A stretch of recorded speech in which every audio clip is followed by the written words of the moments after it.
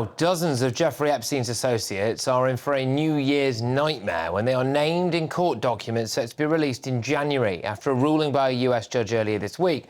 Up to 177 people are expected to be exposed in the evidence, which was used in a defamation case brought by Prince Andrew's accuser, Virginia Roberts, against Epstein's co-conspirator Ghislaine Maxwell.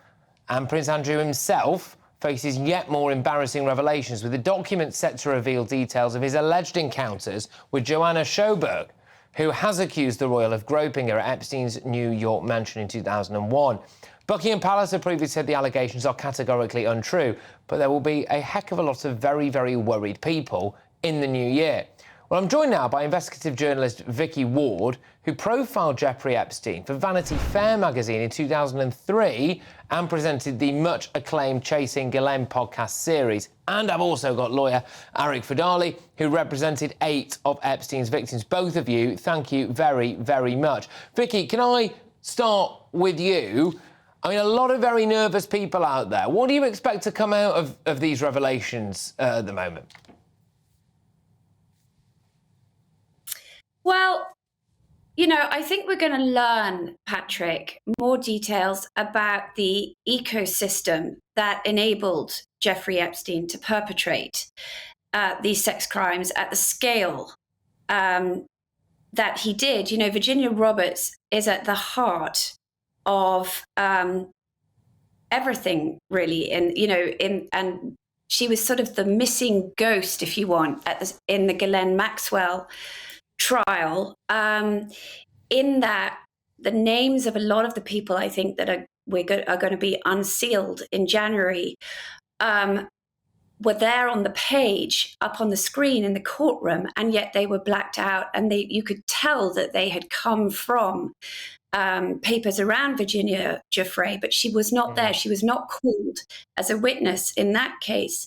So I think it's going to be really important and interesting to see the name she reveals. I do hear that there's one academic whose name may take everybody by surprise, but I don't know any more than that. One academic whose name might take everybody by surprise. That'll get tongues wagging. I might return back to that. But Eric, I'll bring you in here now. Look, are we on the brink of discovering that there is actually a kind of shadowy elitist paedophile ring here? I mean, is this what's about to happen? I'm not sure I would go that far, but what is known in the United States and around the world is that Jeffrey Epstein surrounded himself with very powerful and influential people. That is not a mystery. That is how Jeffrey Epstein perpetrated this scheme. He would use pictures of himself with very famous and powerful people around the globe to intimidate his victims.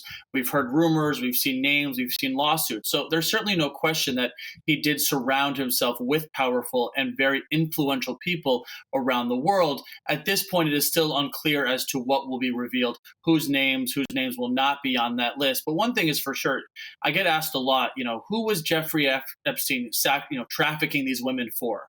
And the answer, to most people's surprise, it was him primarily. Remember, Jeffrey Epstein would have multiple victims per day for many, many years. So I think people sometimes are often shocked to learn that really this sex trafficking scheme was really about Epstein's own depraved gratification, while there are maybe other people in the orbit. It really was about Epstein.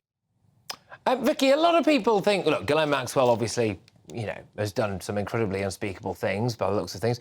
You profiled Jeffrey Epstein back in 2003. Is there actually some logic to the idea that, a woman is serving hard time here for a lot more crimes committed by a lot of other very powerful men? Absolutely, Patrick. I mean, what Ghislaine Maxwell did, as you say, is unspeakable, and people find the idea of a woman doing this to other women particularly horrific. But it was men rich, powerful men, as Eric just said, who enabled Jeffrey Epstein. The names of these guys keep on coming out in more and more litigation. Most recently, we've had the banks, JP Morgan and Deutsche Bank, litigation against Epstein victims. when, again, going back to the Ghislaine Maxwell trial, there were names that I didn't know had been connected with Jeffrey Epstein. Fidel Castro, there was a picture of him. Yeah. The musician, Zach Perlman. These are John Glenn. These names came up in that courtroom.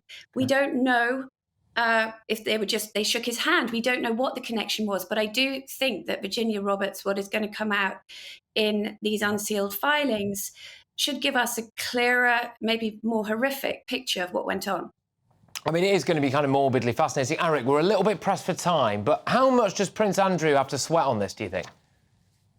Well, I think we've already heard a lot of the allegations against Prince Andrew. Of course, Prince Andrew settled his case with Ms. Giuffre. So I'm not really sure there's much out there, right? He already settled his case. That case is done. You can read into the settlement as much as you'd like or not. I'm not sure there's too much, sweating, quote unquote, that he must do, as so much has already been alleged against him. I don't know how much more is out there.